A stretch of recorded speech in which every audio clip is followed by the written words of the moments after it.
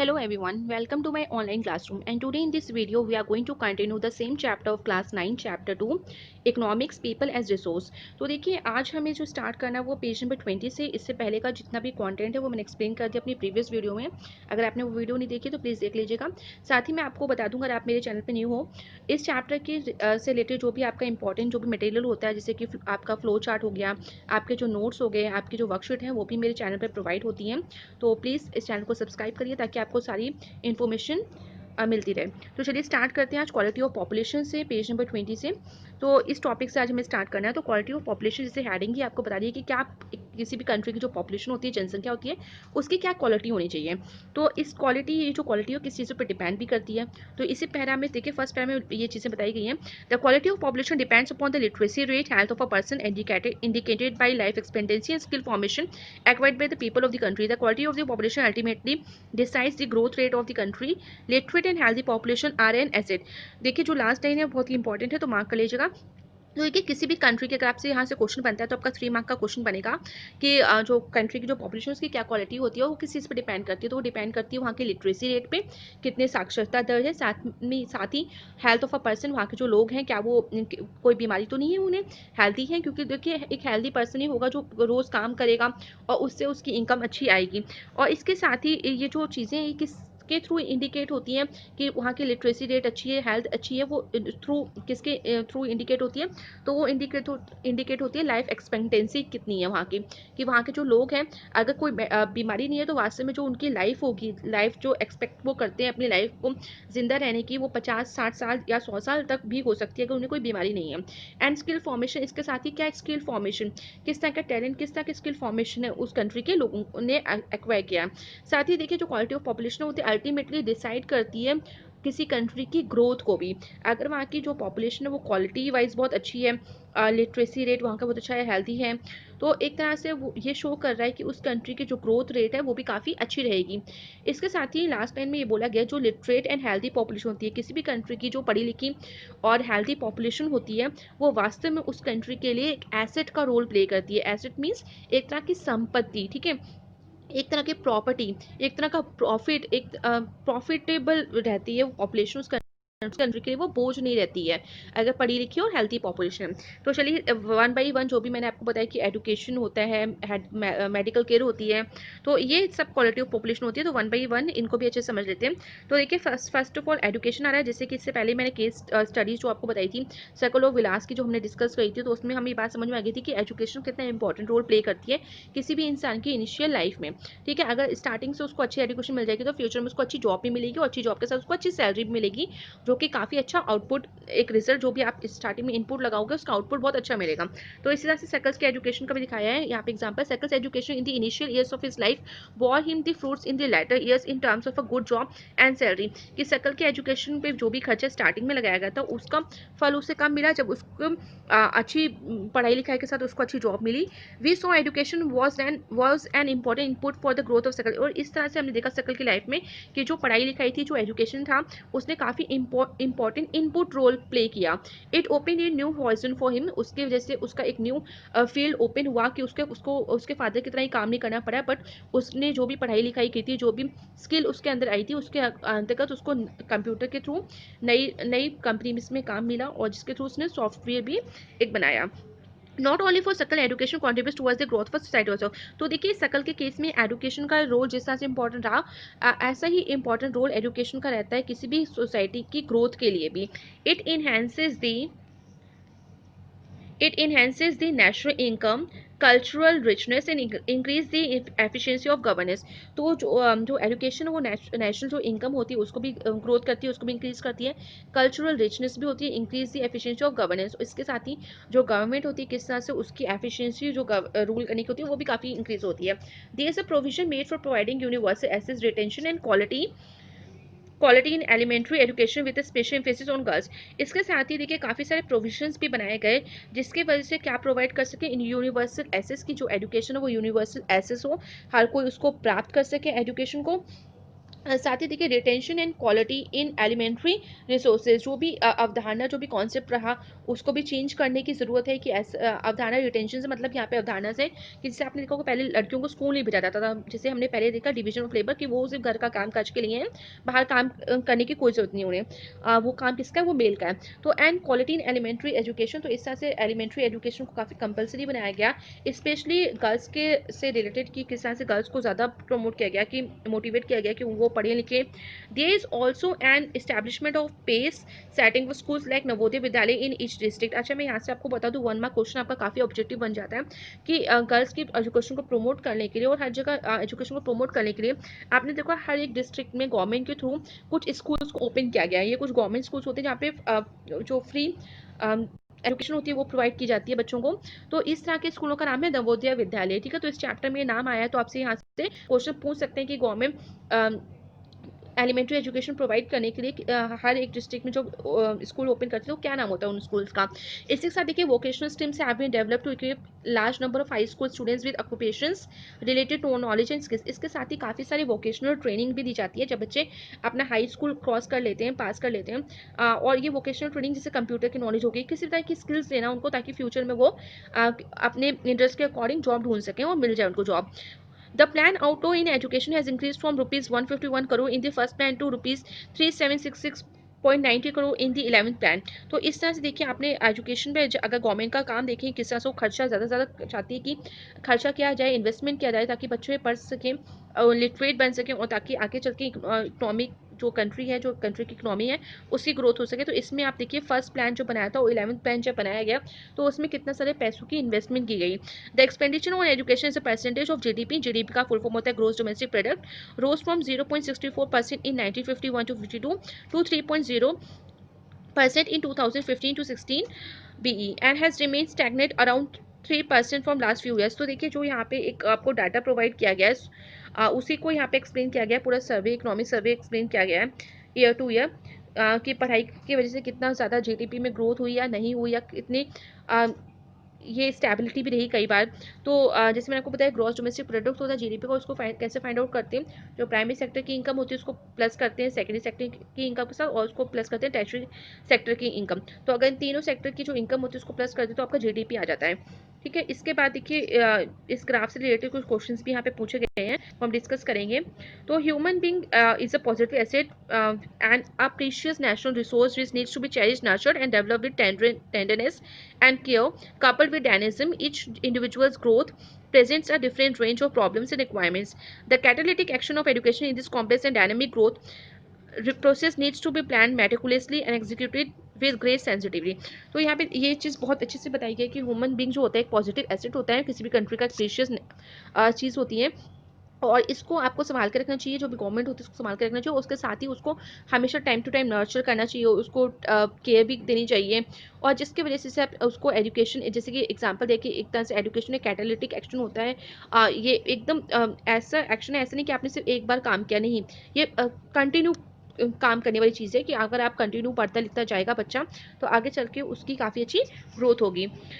इसके साथ ही ये पूरा का पूरा सर्वे जो ग्राफ दिया है वो देखिए किस तरह से पर्सन जो है मेल फीमेल उनकी लिटरेसी रेट शो किया गया है। अगर 1951 में देखिए तो जो फीमेल हैं कितनी कम उनकी लिटरेसी रेट दिखाई गई है, 1961 में थोड़ा बड़ा, 1971 में थोड़ा बड़ा, 2011 तक काफ़ी हद तक काफ़ी इक्वल रहा। इसके साथ ही चलिए डिस्कस करते हैं कुछ क्वेश्चन, जैसे has the literacy rates of the population increase since 1951, क्या जो लिटरेसी रेट था वो बढ़ा 1915 से 51 से। In which year India has the highest literacy rate, साथ ही आपको बताएं कि इंडिया का सबसे ज़्यादा किस ईयर में लिटरेसी रेट काफ़ी हाई रहा। क्वेश्चन नंबर 3 है why literacy rate is high among the males of India, कि ये जो आपको रीज़न हमने इससे पहले डिस्कस कर चुका है कि लिटरेसी रेट अगर आप देखो तो मेल्स में ज़्यादा क्यों है, ठीक है, मेल क्यों ज़्यादा पढ़े लिखे हैं। Why are women less educated than man, और क्वेश्चन नंबर 4 है ये क्यों जो वीमेन है वो लेस एजुकेटेड है मैन का, तो उसका आपको रीजन देना है। इसके साथ ही नेक्स्ट क्वेश्चन है how would you calculate literacy rate in India, कि जो लिटरेसी रेट है जो इंडिया का आप उसको कैसे कैलकुलेट करोगे। और इसके साथ ही what is your projection about India's literacy rate in 2020, इसके साथ ही आपका आपका क्या प्रोजेक्शन आपके अकॉर्डिंग इंडिया की क्या लिटरेसी रेट होगी 2020 में। तो चलिए मूव करते हैं नेक्स्ट पेज पे। तो यहाँ पे देखिए कुछ एक्टिविटी आपको दी गई है, आई होप ये आपको एज ए एक्टिविटी वापस मिल सकती है स्कूल से, तो आप थोड़ा सा देख लीजिएगा इसको। इसके साथ ही देखिए क्या लाइन से estimates as stated in the budget documents of union state governments, Reserve Bank of India, the expenditure on education as a percentage of GDP has declined to 2.7 in 2017 to 18. The literacy rates have increased from 18% in 1951 to 74% in 2010 to 11. Literacy is not only a right, it is also needed if the citizens are to perform their duties and enjoy their rights properly. तो देखिए एक estimate जो भी report पेश की गई यहाँ पे, जो कि डॉक्यूमेंट्स यूनियन स्टेट गवर्नमेंट्स के थे, रिजर्व बैंक ऑफ इंडिया। तो जो भी खर्चा किया गया एजुकेशन पे, अगर परसेंटेज में देखे जाए तो वो काफ़ी गिरा, 2.7 कम हुआ इन 2017 टू 18। और इसके साथ ही देखिए जो लिटरेसी रेट है वो काफ़ी इंक्रीज हुआ फ्रॉम 18% इन 1951 टू 74% इन 2011। तो देखिए literacy is not only a right, देखिए लिटरेसी एक राइट नहीं है, it is also needed if the citizens are to perform their duties and enjoy their rights properly। तो एक तरह की ज़रूरत, बहुत ज़रूरी चीज़ है, इसकी वजह से लोगों को काम, उनका राइट तो है ही, साथ में ये भी है कि उनको काफ़ी सारी जो उनकी ड्यूटीज़ होती हैं उसको परफॉर्म करने के बारे में पता चलता है। और जो भी फंडामेंटल राइट्स यहाँ पे मिलता है कि वो पढ़े लिखे हैं तो वो उनको इन्जॉय कर सकते हैं। अदरवाइज अगर उनको नॉलेज ही नहीं होगी, पढ़े लिखे नहीं होंगे, तो इन चीज़ों के बारे में उन्हें पता ही नहीं चलेगा और इस वजह से वो चीज़ों का इस्तेमाल नहीं कर पाएंगे। Literacy among males is nearly, अगर हम लिटरेसी यहाँ पे देखें डिफरेंट सेक्शंस के अकॉर्डिंग पॉपुलेशन में, तो लिटरेसी रेट जो मेल्स की है वो नियरली 16.6 हाइयर देन फीमेल्स से काफ़ी ज़्यादा है। It is about 16.1% higher in urban areas as compare to rural areas, और ये काफ़ी हाई है अर्बन एरियाज में अगर कंपेरिजन करें रूरल एरियाज के अकॉर्डिंग। इसके साथ ही 2011 में देखें तो लिटरेसी रेट काफ़ी अलग अलग रहा, वेरिड रहा, डिफरेंट रहा प्लेस टू प्लेस, जैसे कि 94% रहा केरला से और 62% रहा बिहार से। तो आप देख सकते हैं किसी स्टेट में काफ़ी ज़्यादा है, किसी स्टेट में बहुत कम है लिटरेसी रेट। तो इसमें भी काफ़ी जो सोच होती है वहाँ के लोगों की, और क्या शायद गवर्नमेंट वहाँ सुधार नहीं कर पा रही है, ये सब चीज़ों भी डिपेंड करती हैं। The primary school system has expanded to over 8.58 lakh in 2013 to 14। इसके साथ ही अगर प्राइमरी स्कूल सिस्टम देखें तो काफ़ी एक्सपेंड हुआ है, 8.58 लाख 2013 से लेकर 14 तक।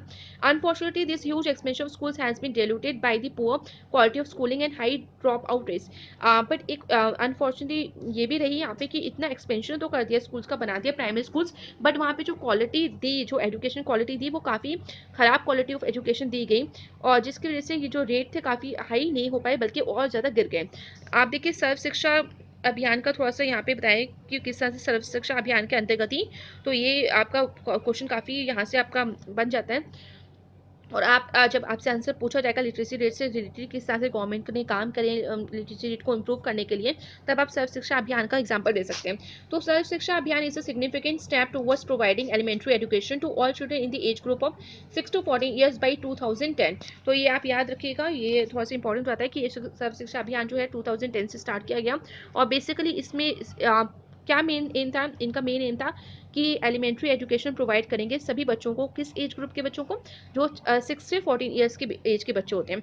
It is a time bound initiative of the central government in partnership with the states, the local government and the community for achieving the goal of universalisation of elementary education. तो इस तरह के जो ये एलिमेंट्री एजुकेशन एक universal goal बनाया था central government के थ्रू, स्टेट गवर्नमेंट के थ्रू और लोकल गवर्नमेंट के थ्रू। तो इन तीनों ने मिलकर इस पर काम किया ताकि वो जो ये एम है एलिमेंट्री एजुकेशन का, वो गोल को वो पा सकें अपनी लाइफ में। Along with it, bridge courses and back-to-back school camps have been initiated to increase the enrollment in elementary education। इसके साथ ही देखिए बच्चों को ज़्यादा से ज़्यादा स्कूल लाने के लिए काफ़ी सारा काम किया गया, back to back school camps लगाए गए जिसमें उनको बताया गया कि हाँ आप पढ़िए लिखिए, आप उनके पेरेंट्स को भी समझाया गया कि हाँ बच्चों को पढ़ने लिखने दीजिए, जिससे कि आगे आपकी जो इकोनॉमिक कंडीशन काफ़ी इंप्रूव हो सके। साथ ही कुछ कोर्सेज भी वहाँ पे प्रोवाइड किए गए। इसके साथ ही देखिए मिड डे मील स्कीम आता है, ये मार्क कर लीजिए, काफ़ी इंपॉर्टेंट है। तो मिड डे मील स्कीम भी प्रोवाइड की गई कि दिन का जो खाना है, भोजन है, वो स्कूल में प्रोवाइड किया गया ताकि जो बच्चे हैं एटलीस्ट वो स्कूल आएँ, ठीक है, उनके अटेंडेंस में ग्रोथ हो। Retention of children improve their nutritional status, के साथ ही जो उनको एक बैलेंस डाइट शायद उनके घर में वो उनके पेरेंट्स अफोर्ड नहीं कर पाते तो वो स्कूल में मिल जाए। This policies could add to the literate population of India, और इसके वजह से इन पॉलिसीज के थ्रू भी काफ़ी जो इंडिया की जो पॉपुलेशन है उसमें लिटरेसी काफ़ी बढ़ी। The 12th plan endeavoured to raise the country's growth enrollment ratio GER in higher education in the age group of 18 to 23 years to 25.2 by 2017 to 18 and to reach the target of 30% by 2020 to 21, which would be broadly in line with world average. तो इसके साथ ही जब 12th plan आया जो कि provide करता है individual, जो रिलेटेड है आपका कंट्री के लिटरेसी रेट से, तो यहाँ पे जो ग्रॉस इनरोलमेंट रेशो, तो यहाँ से फुल फॉर्म बन जाती है, तो ये भी वन बार क्वेश्चन हमसे पूछा जा सकता है। और ग्रॉस इनरोलमेंट रेशो क्या है, जब हायर एजुकेशन में जो बच्चे हैं एज ग्रुप 18 to 23 एज, वो कितने बच्चे जो इस एज के वो स्कूल जाते हैं टोटल। तो ये मेंशन किया है, जो अगर देखा जाए तो काफ़ी 2017-18 में इतना परसेंट रहा, और टारगेट रहा 30% जो कि 2020 से 21 तक रहा है, which would be broadly in line with world average. The strategy focuses on increasing access quality, adaptation of state-specific curriculum, modification, vocalization, and networking on the use of information technology.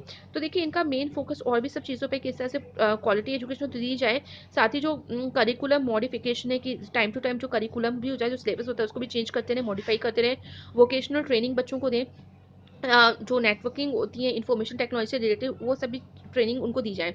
The plan also focus on distance education के साथ ही देखिए इस plan में ये भी focus किया गया कि जो बच्चे शायद स्कूल नहीं जा पाते कहीं दूर दराज के इलाकों में, और तो वो ऑनलाइन के थ्रू डिस्टेंस एजुकेशन भी प्राप्त कर सकते हैं।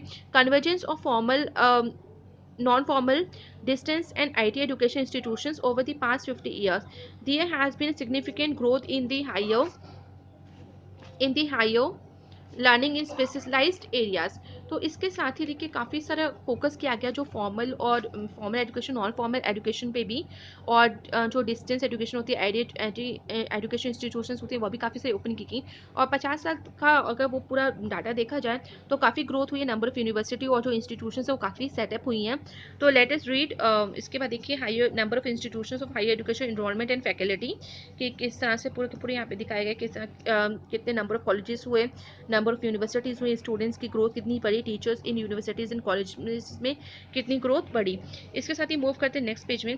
तो the table to see the increase in the number, तो इस टेबल में हमने देख लिया किस तरह से जो कॉलेज इंक्रीज हुए, यूनिवर्सिटीज़ इंक्रीज हुई, इनरोलमेंट हुआ स्टूडेंट्स का, रिक्रूटमेंट हुई टीचर्स की फ्रॉम 1951 से लेके 2015 से लेके 16 तक। उसके बाद देखिए कुछ क्वेश्चन यहाँ पे दिए गए हैं इस टेबल से रिलेटेड। Is the increase in the number of colleges adequate to admit the increasing number of students, do you think we should have more number of universities, क्या आपको लगता है और भी यूनिवर्सिटीज होनी चाहिए, या फिर जो नंबर हुआ था बच्चों का स्टूडेंट्स का वो इंक्रीज हुआ काफी है, इनफ है कि नहीं है। क्वेश्चन नंबर थर्ड है, what is the increase notice among the teachers in the year 1998 to 1999। And question number fourth है, what is your idea about future colleges and universities. तो इस तरह के कुछ क्वेश्चन है जो टेबल के थ्रू आप अपनी क्लास में डिस्कस कर सकते हैं। इसके बाद देखिए एजुकेशन के बाद जो हमारा मेन नेक्स्ट इन्वेस्टमेंट आ रही है जो किसी भी कंट्री की गवर्नमेंट को करनी चाहिए उसकी पॉपुलेशन के ऊपर, वो है हेल्थ। ठीक है, अगर सभी लोग हेल्दी रहेंगे, कोई डिजीज नहीं होगी, तो वास्तव में जो इनकम होगी वो काफ़ी अच्छी होगी और जो जीडीपी है वो भी काफ़ी इंक्रीज होगा। तो firm maximise profit, do you think any firm would be induced to employ people who might not work efficiently as healthy workers because of ill health? The health of a person helps him to realize his her potential and the ability to fight illness. She will not be able to maximize his her output to the overall growth of the organisation. तो देखिए यही चीज़ यहाँ पे बताइए कि कोई भी firm है, कोई भी कंपनी एक ऐसे इंसान को काम देना पसंद नहीं करेगी जो काफ़ी एब्सेंट होता हो, क्योंकि उससे हर एक काम पे इफेक्ट पड़ता है। तो इसी कंपेरिजन अगर देखें कोई हेल्दी पर्सन है और वो रेगुलर है अपनी जॉब में, तो उसको काम देना ज़्यादा लोग पसंद करते हैं। और इससे एक ये भी पता चलता है कि एक हेल्दी पर्सन जो है उसमें कितनी पोटेंशियल है, कितना एबिलिटी है काम करने की, साथ ही वो फाइट कर सकता है इलनेस से भी, बीमारी से भी। और किस तरह से ओवरऑल जो भी ग्रोथ होती है ऑर्गेनाइजेशन के लिए, एक हेल्दी पर्सन काफ़ी अच्छा इसमें रोल प्ले करता है। Indian health is an indispensable basis for realising one's wellbeing, henceforth improvement in the health status of the population has been the priority of the country. तो इस तरह से देख सकते हैं कि आपकी हेल्थ कितना इंपॉर्टेंट रोल प्ले करती है किसी भी कंट्री की ग्रोथ के लिए। तो ये किसी भी कंट्री के लिए एक प्रायोरिटी पे रखा जाता है, किसी भी पॉपुलेशन जो है वहाँ का हेल्थ स्टेटस प्रायोरिटी पे रहता है। Our national policy too aims at improving the accessibility of healthcare, family welfare and nutritional service with a special focus on the underprivileged segment of the population। तो देखिए जो हमारी नेशनल पॉलिसी के through जो हमारी गवर्नमेंट है वो health care काफ़ी सारी फैसिलिटीज़ प्रोवाइड कर रही है, वेलफेयर कर रही है, फैमिली वेलफेयर और न्यूट्रिशन सर्विस पे काफ़ी सारा काम कर रही है, जिससे जो कि अंडर प्रिविलेज जो लोग हैं, जो poverty below of the poverty line है, तो उनको किस तरह से वो सहयोग कर सकें, किस तरह से उनकी कंडीशन इंप्रूव कर सकें। ओवर द लास्ट 5 डिकेड्स देखें तो India has build a vast health, देखिए यहाँ पे एच नहीं प्रिंट हुआ है तो बट ये हेल्थ है, तो vast health infrastructure and has also develop the man power required at primary secondary tertiary sector in government as well as in the private sector.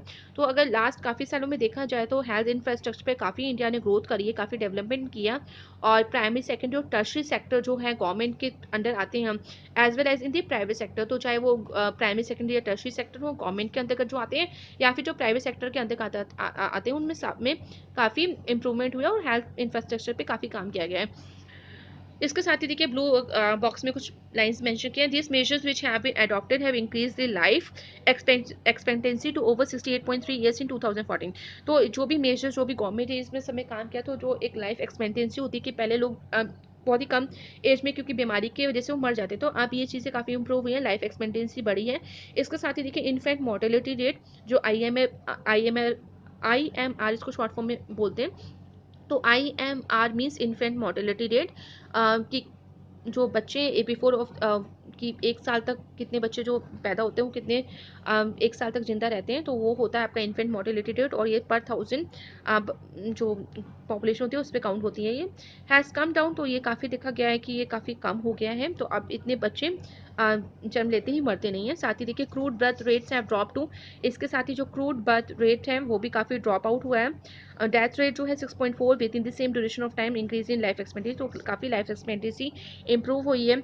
जो बच्चों की डेथ होती थी वो अब नहीं होती, और ये क्रेडिट जाता है जो हेल्थ केयर और जो मेडिकल फील्ड है कि इतनी सारी टेक्नोलॉजी हो गई है जिसकी वजह से ये इतना ज़्यादा रिडक्शन हुआ है। इसके साथ ही बच्चों को जो न्यूट्रिशन फूड वगैरह मिलते हैं वो भी, इन सब चीज़ों में काफ़ी इंप्रूवमेंट हुई है। तो देखिए क्रूड बर्थ रेट क्या है, किसी भी कंट्री के अगर पर्टिकुलर स्पेशल जोग्राफिकल एरिया से ही ली जाती है, जो रेजिडेंट वहाँ पे लाइफ बर्थ है ड्यूरिंग अ स्पेसिफिक पीरियड, और इसको डिवाइड करते हैं टोटल पॉपुलेशन, तो इस पॉपुलेशन से तो आपका क्रूड बर्थ रेट निकल आता है।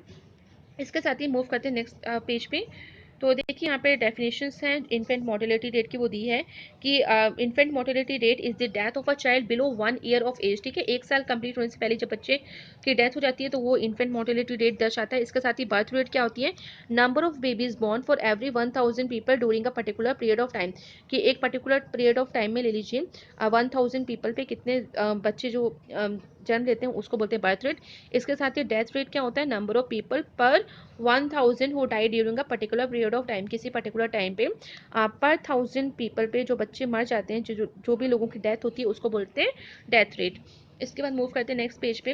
तो यहाँ पे देखिए in health infrastructure over the years बताया गया है कि जो भी प्राइमरी हेल्थ सेंटर्स हैं, सब सेंटर हैं, जो भी कम्युनिटी हेल्थ सेंटर हैं, कितने ज़्यादा आप देख सकते हैं कितने ज़्यादा बड़े हैं, डिस्पेंसरीज हॉस्पिटल्स की ग्रोथ हुई है, बेड्स कितने इंक्रीज हुए हैं, नर्सिंग स्टाफ देखिए, मेडिकल काउंसिल देखिए, रजिस्टर्स जो डॉक्टर्स हुए हैं, तो इस तरह से आप समझ सकते हैं कि किस तरह का हेल्थ इंफ्रास्ट्रक्चर काफ़ी सालों में काफ़ी इंप्रूव हुआ है इंडिया में, जिसकी वजह से लाइफ एक्सपेक्टेंसी बढ़ी है, जो बर्थ रेट है वो अच्छी हुई है, डेथ रेट में भी कंट्रोल हुआ है।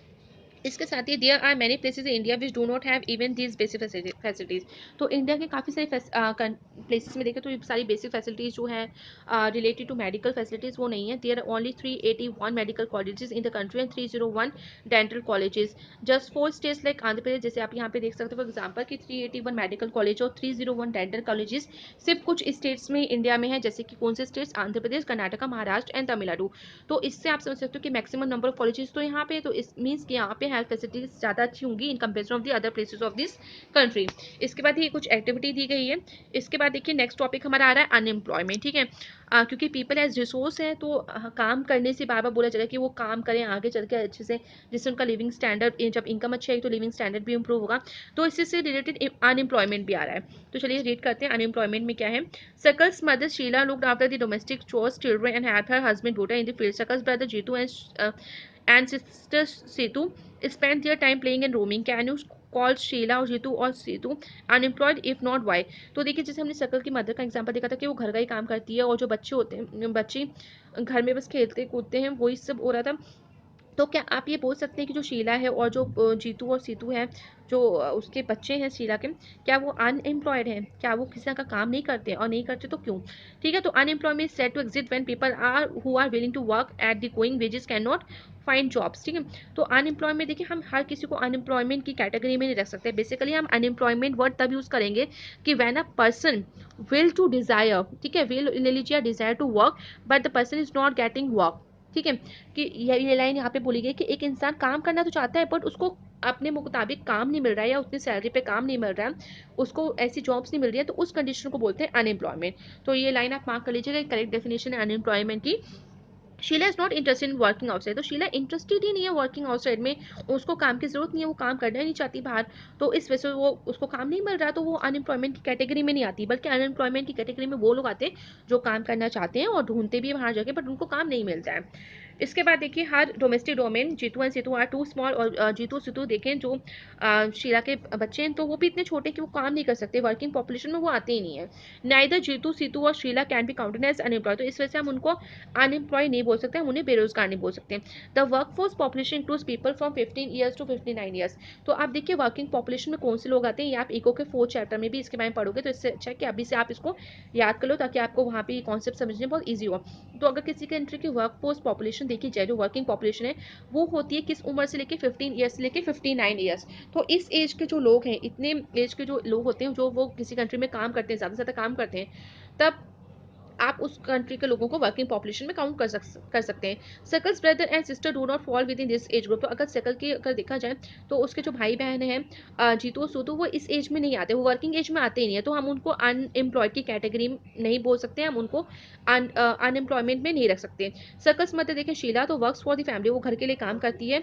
She is not willing to work, वो बाहर जाके काम करना ही नहीं चाहती है, पेमेंट नहीं कमाना चाहती इस तरह का काम, तो उसको भी हम अनएम्प्लॉयमेंट की कैटेगरी में नहीं रख सकते।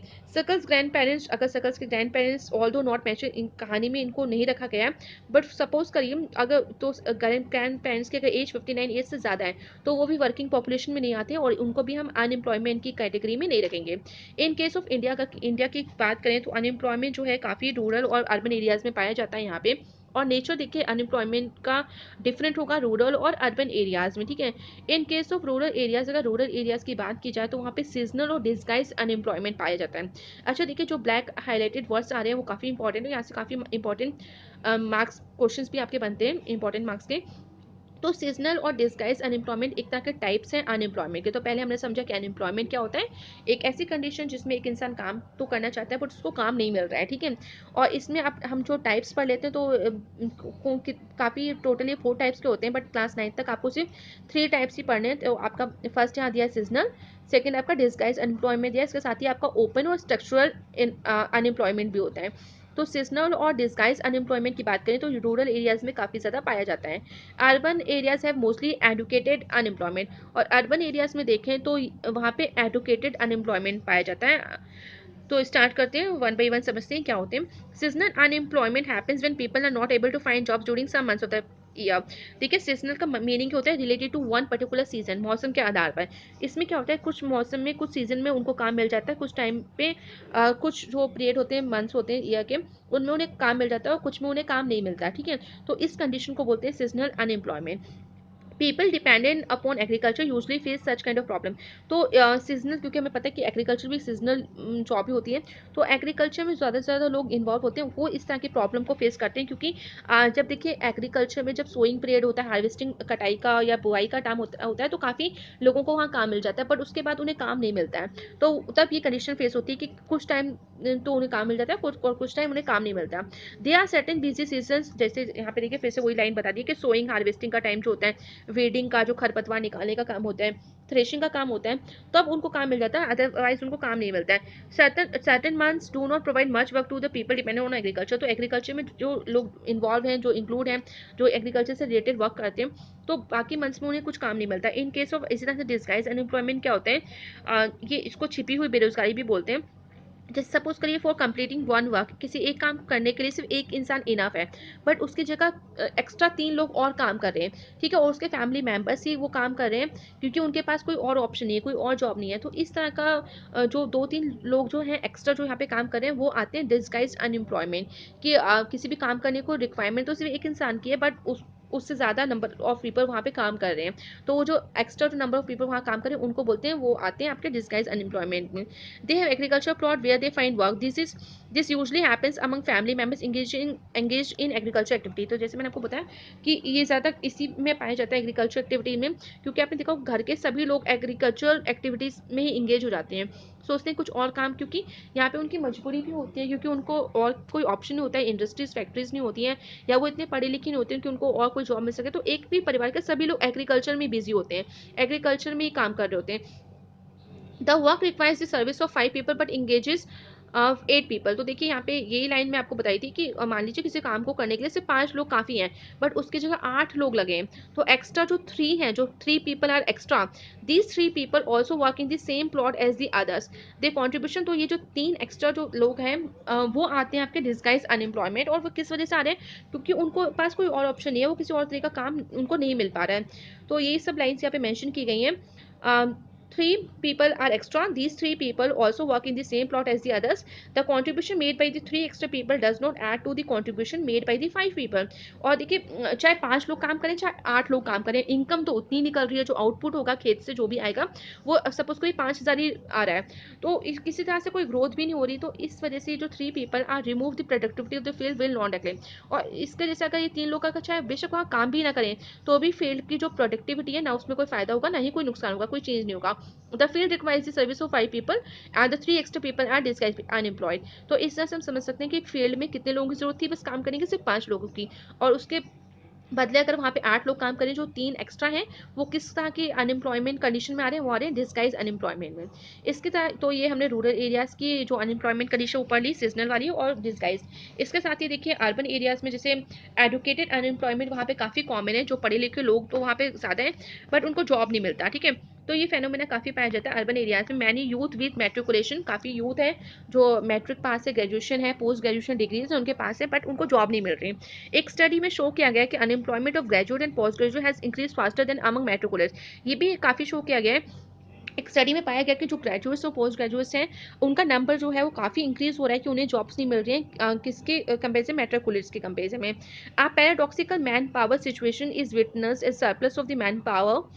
तो किस तरह की कंडीशन यहाँ पे देखी जा रही है? एकदम विपरीत कंडीशन देखी जा रही है कि मैन पावर जो विटनेस है surplus of man power in certain categories coexist with shortage of man power in others. कि जहाँ पे मैन पावर की ज़्यादा ज़रूरत है, ये विडम्बना ही है एक तरह से पैराडॉक्सिकल, कि जहाँ पे हमें ज़्यादा ज़रूरत है वहाँ पे मैन पावर नहीं हो मिल पा रही है। There is unemployment among technical qualified person on one hand. इसके साथ ही देखिए काफ़ी ज़्यादा एम्प्लॉयमेंट यहाँ भी देखा जाता है, जो टेक्निकली क्वालिफाइड पर्सन होने चाहिए, जो किसी काम के लिए रिक्वायरमेंट होती है, तो टेक्निकल स्किल्स उनमें नहीं होती हैं, जिसकी वजह से जो भी इकोनॉमिक ग्रोथ वो चाहते हैं वो नहीं मिल पाती। इस वजह से ऐसे एम्प्लॉयमेंट इस तरह से इससे लोगों को काम नहीं मिल पाता है। Unemployment leads to wastage of man power resource. तो अनएम्प्लॉयमेंट की वजह से, क्योंकि लोगों को काम नहीं मिल पाता है, तो मैन पावर जो एक रिसोर्स होती है किसी कंट्री की, वो दिन पर दिन घटती जा रही है। People who are an asset for the economic end into leverage. तो जिस तरह से जो पीपल वहाँ की संपत्ति किसी कंट्री के लिए संपत्ति प्रॉफिटेबल बनने वाले थे, एसेट मीन संपत्ति प्रॉफिट बनने वाले थे, वो अब किस में टर्न हो गए? वो एक तरह से बेरोजगार की वजह से, बेरोजगारी की वजह से वो किस में टर्न हो गए? लायबिलिटी। लायबिलिटी मतलब एक बोझ की तरह, एक रेन की तरह, एक कर्ज की तरह। ये is a feeling of hopelessness and despair among the, और इस वजह से यूथ को जब काम नहीं मिलता तो होपलेस हो जाते हैं वो। People do not have enough money to support their family, और पीपल के पास इतना इनफ मनी नहीं हो पाता कि वो सपोर्ट कर पाए अपनी फैमिली को। Inability of educated people who are willing to work to find gainful employment implies a great social waste। और इसके वजह से जब लोगों को काम नहीं मिल पाता है, एक जो वो काम करना चाहते हैं पर उनको काम नहीं मिल पाता, तो एक काफ़ी सोशल वेस्ट भी की तरह वो उभर के आते हैं।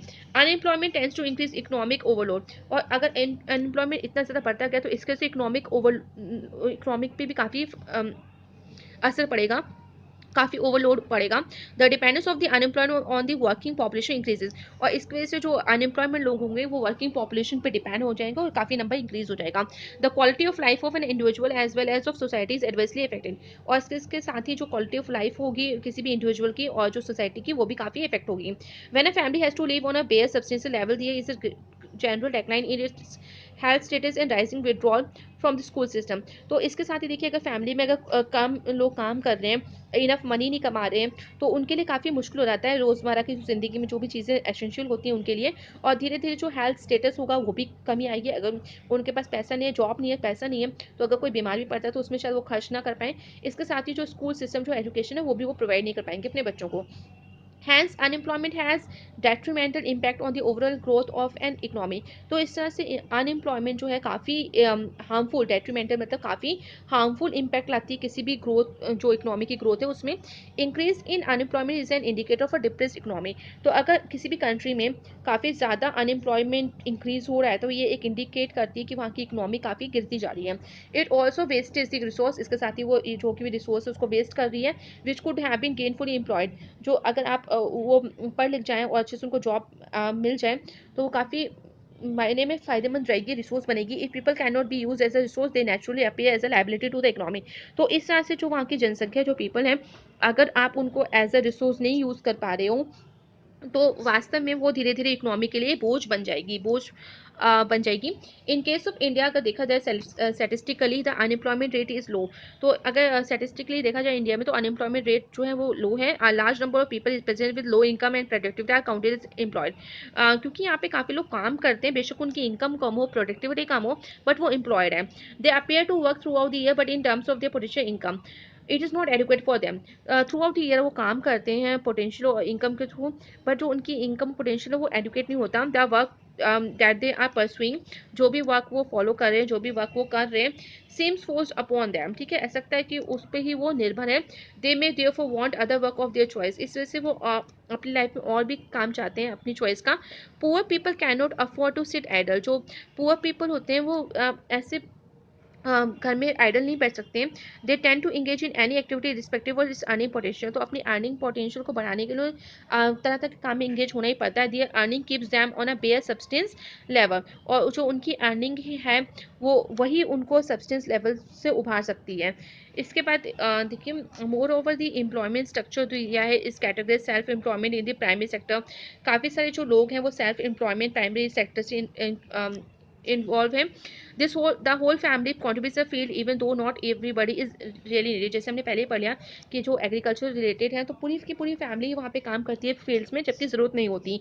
सो जैसे हमने पढ़ा वहाँ पे डिसगाइज अनएम्प्लॉयमेंट काफ़ी एग्रीकल्चर सेक्टर में पाई जाती है। But the entire family shares what was has been produce और फैमिली मेंबर्स जो होते हैं वो जो भी प्रोडक्शन होती है खेत में उसको शेयर करते हैं आपस में। This concept of sharing of work in the field and the produce rage reduces the hardship of unemployment in the rural sector.